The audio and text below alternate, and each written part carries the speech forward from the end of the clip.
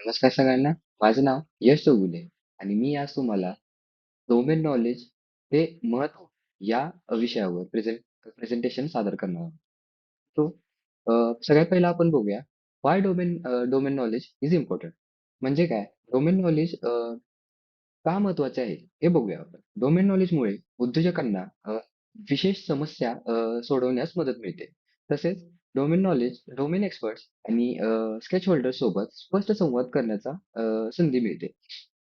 तसेच technical solutions योग्य प्रकारे वापरण्यासाठी आवश्यक कॉन्टेक्स्ट मिळतो आपल्याला.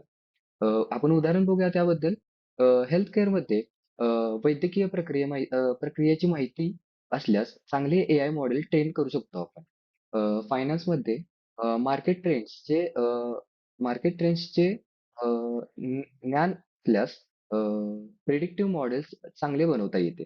तसेच ॲग्रीकल्चरमध्ये पिकांचे जे ज्ञान असते, ते आपण यील्ड प्रिडिक्शन मॉडेल अधिक अचूक बनवू शकतो.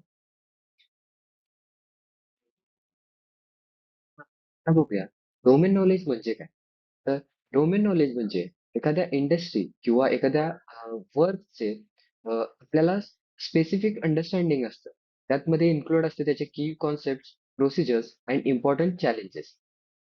त्यामध्ये आपल्याला ते प्रॉपर गाईड करतं डिसिजन मेकिंगसाठी अँड त्याला चॅलेंजेस, प्रोसेसेस आणि इंडस्ट्रियल स्पेसिफिक टर्म्स ह्या प्रॉपर अंडरस्टँडेबल असते. आता बघूया डोमेन नॉलेज हे कसं वर्क करतं म्हणजे त्याचं वर्किंग मेकॅनिझम कसं. तो पहिल्यांदा इंडस्ट्री किंवा जे आपण वर्क घेणार आहे त्याचे ऑब्जेक्टिव्ह आपण घेतो. त्यातून आपण डेटा कलेक्ट करतो. नंतर तो डेटा आपण प्रोसेस करतो. अ, नंतर तो जो प्रोसेस केलेला डेटा आहे तो मॉडेलला देतो. म्हणजे जसे की सिलेक्शन अँड ट्यूनिंग. नंतर तो सिलेक्ट केलेला डेटा आपण पुढे इंटरप्रेटेडला देतो आणि नंतर तो सगळा पूर्ण झालेला रिझल्ट आहे तो आपण डिप्लॉय करतो. म्हणजे आपण मॉडेल डिप्लॉय करतो. यामुळे काय होते आपण फक्त टेक्निकल सोल्युशन्स बनवत नाही, तर इंडस्ट्रीसाठी उपयोगी आणि प्रभावी ठरणारी असे मॉडेल आपण तयार करतो. बघूया काही challenges and limitations of domain knowledge. जर डोमेन नॉलेज नसेल तर काय होते? अ, डेटाचा चुकीचा अर्थ लावला जातो. म्हणजे काय? समजा आपण एखादं मॉडेल घेतले आणि त्याचा आपल्याला प्रिडिक्टेड जे सोल्युशन म्हणजे रिझल्ट आहे तो वेगळा हवाय. पण जर डेटा आपण चुकीचा घेतला तर ते प्रिडिक्ट होणार नाही ना तसे. समजा इथं आपण एक्झाम्पलमध्ये दिलंय and AI model predicts diseases without knowing which medical test are important. म्हणजे काय? समजा आपण डिसीज करतोय without knowing medical test are important. म्हणजे मेडिकल टेस्टचं इम्पॉर्टन्स आपल्याला माहीत नाही. त्याचं माहीत नाही. पण आपण डिसीज प्रिडिक्ट करतोय.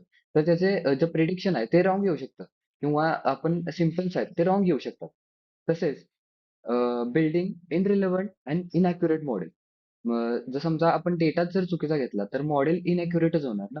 तो आपण पुढे बघूया. तर आपण बघितलं डोमेन नॉलेज का इम्पॉर्टंट आहे मशीन लर्निंगसाठी. तर डोमेन नॉलेज काय करतं? एआय मॉडेल क्रिएट करतं bye focusing on important data. म्हणजे इम्पॉर्टंट डेटाला फोकस करून हे एआय मॉडेल क्रिएट करतं. तर समजा डोमेन नॉलेज नसेल तर अ, त्या मॉडेलची अॅक्युरसी कमी येणार आणि अ, आपण डोमेन नॉलेज आणि टेक्निकल स्किल्स जर कंबाईन केल्या तर आपल्याला मॉडेलची प्रिडिक्शन आणि अॅक्युरसी ही चांगली मिळणार आहे आपल्याला. So this is from my side. Thank you.